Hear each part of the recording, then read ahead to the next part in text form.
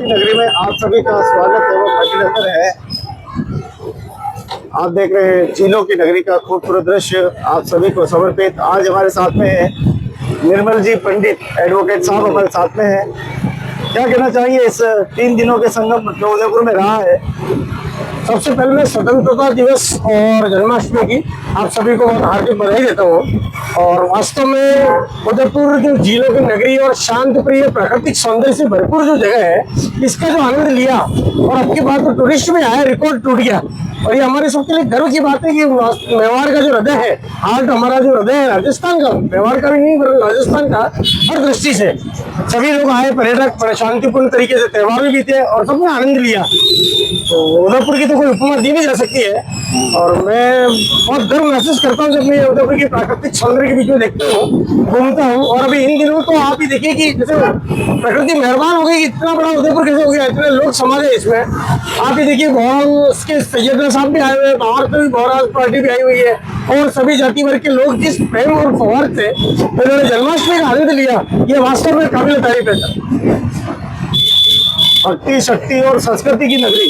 बिल्कुल सर। तो भक्ति, शक्ति की, संस्कृति की नगरी आखिर क्या है ये? आखिर क्या है, सब सभी लोग त्योहार जो मनाते हैं, जैसे जन्माष्टमी है, सब लोग मनाएंगे, मटकी फोड़ कार्यक्रम है तो सभी जने देखने जाएंगे। उस समय कोई ये नहीं कहेगा कोई हिंदू है, मुस्लिम है, किसी ईसाई। यह जो भाईचारा है तो अपने आप में बड़ा मिसाल और उदाहरण पेश करता है। और चाहे किसी प्रकार से हम लोग किसी राजनीति से प्रेरित नहीं है और त्योहार का भी एंजॉय करते हैं और इसकी यहाँ की सुंदरता का भी। और मेवाड़ तो ये है ना, मेहमान जो होता है हमारा वो जान से प्यारा होता है। पामड़ा जो होता है, पामड़ा की जो वैल्यू हम समझते हैं, हर तरह से उनकी मदद की जाती है। इस बीच आप देखिए परीक्षाएं भी थी, लेकिन प्रशासन ने जो शांति व्यवस्था बनाए रखने के लिए हर कदम किए, किसी को भी असुविधा नहीं हुई। आपके चैनल का प्रशासन का भी आभार व्यक्त करना चाहिए। नहीं, इतनी बड़ी व्यवस्था करना कितना असंभव काम है। जबकि आप देखिए गली वगैरह छोटी होती है, जो भी बड़े ऐतिहासिक स्थल है वहां पर जाना आना, कोई दुर्घटनाएं नहीं हुई। यह बहुत सौभाग्य की बात है, अच्छी तरह से रहा। बहुत बहुत धन्यवाद निर्मल जी का। चलिए फतेह सागर की ओर चलते हैं और देखते हैं खूबसूरत नजारे आज के। पिछले 3 दिनों से पैर रखने की जगह नहीं थी यहाँ पे। हाँ, 3 दिनों से पर्यटक फुल। थोड़ा फतेह सागर के बारे में बताएं। फतेह सागर तो आप देखिए, सब जान है, उदयपुर वालों की जान है। जब तक फतेह सागर नहीं भरता है, हमें उस बारिश की इंच से कोई मतलब नहीं, कितने इंच हुई क्या नहीं, हमारे फतेह सागर भर गया, सफिशिएंट हो गया हमारे लिए। और मेरे ख्याल से ये यहाँ पर रिकॉर्ड तोड़ लोग आए भी हैं और जो लोग घूमने आते हैं उन्होंने भी अपना नियम नहीं छोड़ा था। और किसी भी तरह से फतेह सागर जो है उसमें आप ये देखिए हर व्यवस्था को जो देखा जाए कि कहीं मोती मगरी है आपके पास में, या वो फिश एक्वेरियम वगैरह है, यहाँ पर भी यहाँ तक टिकट की भी कमी, मतलब लोग खड़े रहे, वेटिंग में लोगों ने वेट किया। ये हमारे जिलों की नगरी है, लोग इंतजार कर रहे हैं, इनके पास कोई ऑप्शन ही नहीं है। उदयपुर के अलावा कोई ऑप्शन नहीं है हमारे पास। ये बहुत बड़ी बात है। तो झीलों की नगरी में विश्व पटल पे छाने वाला शहर जो कि अपनी खूबसूरती की जो है बहारें छोड़ रहा है, आखिर क्या है ऐसी चुंबकीय शक्ति को अपने आप को व्यक्ति रोक नहीं पाता? ये एक बार उदयपुर जरूर आऊंगा। उदयपुर का जो आकर्षण रहा है आप देख लीजिए, हर दृष्टि से, हर किस चीज की आप महिमा का बखान करेंगे। चाहे आप फतेह सागर को ले लो, पीछे लोगों ले लो, सहेलियों की बाड़ी को ले लो, मतलब मैं बोलते बोलते थक जाऊंगा। आप सुनते हुए थक जाएंगे, लेकिन यहाँ के नाम बहुत सी जगह तो ऐसी जो लोगों को ध्यान भी नहीं जाती है। मतलब गाइड वगैरह बताते हैं, आप जैसे लोग बताते हैं, जाते हैं तो यार वहाँ इससे बढ़िया खूबसूरत जगह तो हमने नहीं देखी। तो ये तो प्राकृतिक सौंदर्य जो है वो इसको आकर्षित करता ही है। और आप भी देखिए शाही शादी भी होती है यहाँ पर, कई साल में 2-4 शादी ऐसी होती है जब वो हर तरह से गूगल में पूछ लेते हैं इंडिया में कौन सी जगह जाना है, तो उनको सबसे बेस्ट उदयपुर लगता है। यह बहुत बड़ी चीज है। कोई उदयपुर आता तो यहाँ क्या देखने को मिल जाएगा? जैसे नाव है, यहाँ पे घोड़े है, थोड़ा बताइए।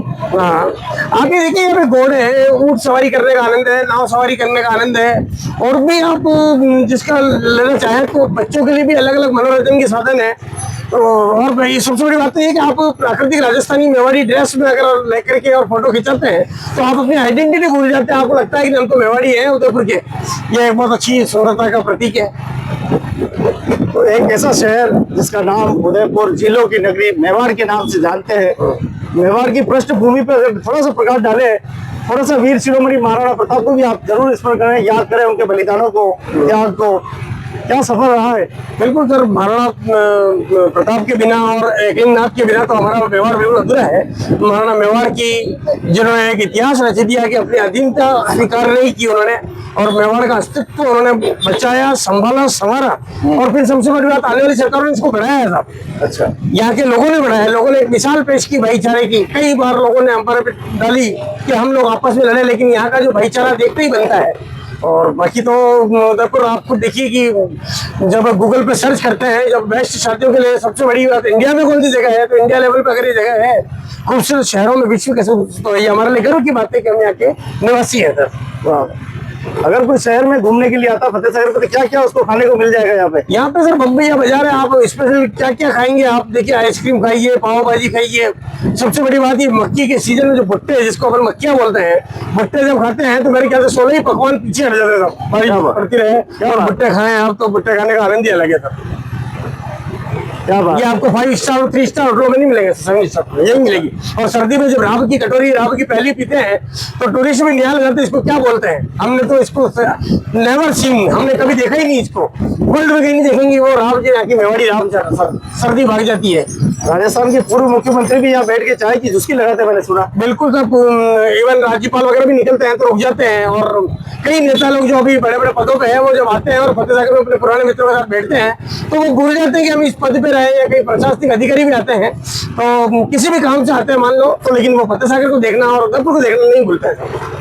जैसे ही अधिकारी की पोस्टिंग उदयपुर में होती है और वो उस खुशी से प्रफुल्लित हो जाता है। आखिर क्या है? वो उसको लगता है कि यार मैं मतलब एक ऐसी जगह पे आ गया हूँ जो अगर मान लो विदेश वगैरह में जाए तो आदमी को बहुत सुविधा चाहिए, बहुत पैसा चाहिए, और यहाँ देखा जाए तो कम पैसों में और बिल्कुल पैसा नहीं भी है तो आनंद लिया जा सकता है। मतलब अपने संसार से बहुत दूर एक शांति और प्राकृतिक सौंदर्य की अप्रतिम जो, जिसकी मतलब कोई हद नहीं कर सकते, हद पार जो सौंदर्य है वो देखते बनता है। यहाँ तक कि कई कवियों ने तो यहाँ बैठ के कविताएं लिख दी सर और किताबें लिख दी शांत भी जगह में। जब झीलों का झरना बहता है, ये यहाँ पे झरना जब पानी का बहता है, फ्लो चालू होता है, तो जब ये चादर चलती है तो देखते ही बनता है इसका सौंदर्य का।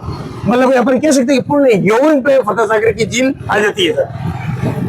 तो वास्तव में एडवोकेट निर्मल पंडित जी का बहुत बहुत धन्यवाद कि आज फतेह सागर की हमको सैर भी कराई। ऐतिहासिक धन्यवाद आपके चैनल का जो आप अपने उदयपुर को इस तरह से करते हैं, और ये टॉपिक जिस टॉपिक में मतलब आप लोग कितना इस उदयपुर को, मेवाड़ को अगर बचाने जमाने में और टूरिस्ट प्लेस बनाने में जो अप्रतिम योगदान है तो आप जैसे चैनल वालों का है। बाकी तो आप देखिए कि होता है, मैं किसी की आलोचना नहीं कर रहा हूँ, लेकिन आपका ध्यान इस पे गया और जो भी आपके फॉलोअर्स वगैरह देखेंगे और वहां से आगे बढ़ेगा तो ये सभी एक तरह बहुत बड़ा योगदान है आपका इस शहर के लिए, देश के लिए।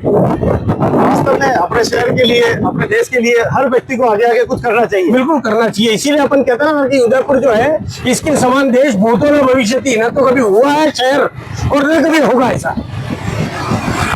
वास्तव में संस्कारों का सृजन, संस्कृति का सृजन ये होना बहुत ही जरूरी, और अच्छे विचारों का प्रदान तो आपको वक्ताओं से मिलेगा, अच्छे प्रबुद्धजनों से मिलेगा। तो एडवोकेट निर्मल पंडित जी हमारे बीच में आए, उन्होंने चलते चलते आप देखिए राणा जी महाकाल प्रभु के दरबार से चलते चलते अभी तक हम नीलकंठ महादेव प्रभु के दरबार में पहुंचने वाले। बिल्कुल, जब महाकाल से चलते चलते महाकाल के आगे से अपन ये भोलेनाथ नीलकंठ महादेव जो एक बहुत पुराना और प्राचीन ऐतिहासिक मंदिर है और उसमें उसके बाहर तक आ गए हैं। ये कितना बड़ी बात है कि सब तरफ भगवान उदयपुर की रक्षा कर रहे हैं साहब, चारों तरफ मंदिर ही मंदिर। कहते हैं कि वीर शिरोमणि महाराणा प्रताप स्वयं यहाँ पूजा किया करते थे। बिल्कुल, सब पूजा किया करते थे और मोती मगरी महाराणा प्रताप की वो ऐतिहासिक जगह है। इतिहास अगर आप देखने जाएंगे तो उदयपुर की हर चीज में इतिहास मिलेगा था ऐतिहासिक दृष्टि से। तो आप भी उदयपुर में जरूर आए। उदयपुर की पृष्ठभूमि, उदयपुर की सुंदरता, उदयपुर की सांस्कृतिक विरासत, यहाँ के किले, नदियाँ, झरने, सरोवर, यहाँ की हर चीज खूबसूरत है। जैसा कि निर्मल जी कह रहे थे, मैं किस किस का बखान करूँ। बिल्कुल सर, यहाँ की हर एक चीज, यहाँ की सहेलियों की बाड़ी। बिल्कुल सर, सहेलियों की बाड़ी, और यहाँ का रास्ता और अपना सफर कम पड़ जाए, इतना सफर करते रहे सवेरे से शाम तक, क्योंकि स्थान खत्म नहीं होंगे, यहाँ की महिमा खत्म नहीं होगी। शब्दों में बांधना बिल्कुल गलत है, तो क्योंकि इस चीजों को क्या शब्दों में बांधेंगे आप, ये तो हर जगह से देखने लायक। और सबसे बड़ी बात है कि आज मैं इसका पार्ट बना आपके इस चैनल का, एक इत्तेफाकन मिला। आप पहले बताते तो मैं तैयारी करके आता, लेकिन मैंने तो आपने खड़े खड़े कह दिया बोलना है तो बोलते, वकील तो बोलने में काफी होता ही है। यही तो बात है। तो उदयपुर दर्शन के लिए आप सभी का बहुत बहुत धन्यवाद, बहुत बहुत आभार। ऐसे करते हैं कि निर्मल जी का सानिध्य हमेशा प्राप्त होता रहेगा और हम ऐसे उदयपुर के लिए, अपने देश के लिए कुछ अच्छा करें, इसके लिए हमारी प्रेरणा रहेगी। स्वच्छ भारत की पालना जरूर करें। बहुत बहुत धन्यवाद। जय हिंद, जय भारत।